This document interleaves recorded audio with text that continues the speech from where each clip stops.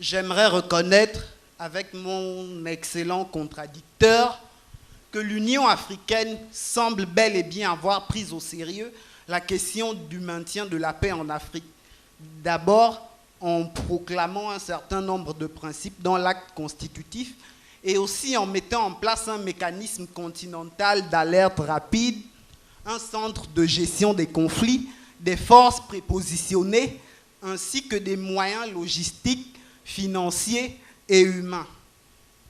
Toutefois, ces différentes structures et organes connaissent un ensemble de défaillances structurelles qui font qu'on a du mal à les considérer comme des outils de promotion de la paix. D'abord, dans sa composition, le Conseil de paix et de sécurité de l'Union africaine ne comprend que des membres non permanents. Or, en l'absence de membres permanents, le Conseil s'expose à un manque de continuité, à un manque de stabilité, de cohérence dans son action. Ensuite, dans son fonctionnement, aucun des membres du Conseil de paix et de sécurité ne dispose d'un droit de veto. Or, ce droit de veto aurait permis à des États tels que le Nigeria, l'Afrique du Sud ou l'Algérie d'assumer leur statut de leader en tant qu'outil de promotion de la paix. L'argument relatif à l'absence de membres permanents, combiné à celui de la nécessité d'un droit de veto, partent du principe simple que posait le président Alpha Oumar Konaré.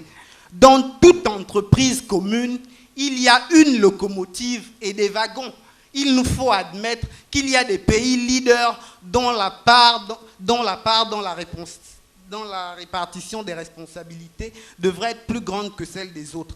Enfin, le troisième élément handicapant l'action du Conseil de paix et de sécurité de l'Union africaine réside dans son inaptitude à pouvoir prendre des mesures coercitives.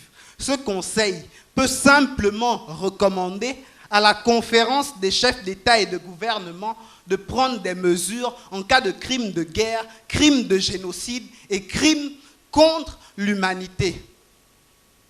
Donc, ces trois éléments permettent d'affirmer que l'Union africaine ne saurait être valablement considérée comme un outil de promotion de la paix. Tout à l'heure, mon excellent contradicteur, en citant Kwame Nkrumah, a parlé de la nécessité de s'unir ici et maintenant. Mais lorsqu'on regarde, ne serait-ce que la dernière conférence des chefs d'État et de gouvernement d'il n'y a pas 3 semaines, ils n'ont même pas pu se mettre d'accord sur un président de la Commission de l'Union africaine. Cela montre déjà que l'Union africaine en elle-même n'est pas le symbole de l'unité et de la cohésion. Je vous remercie.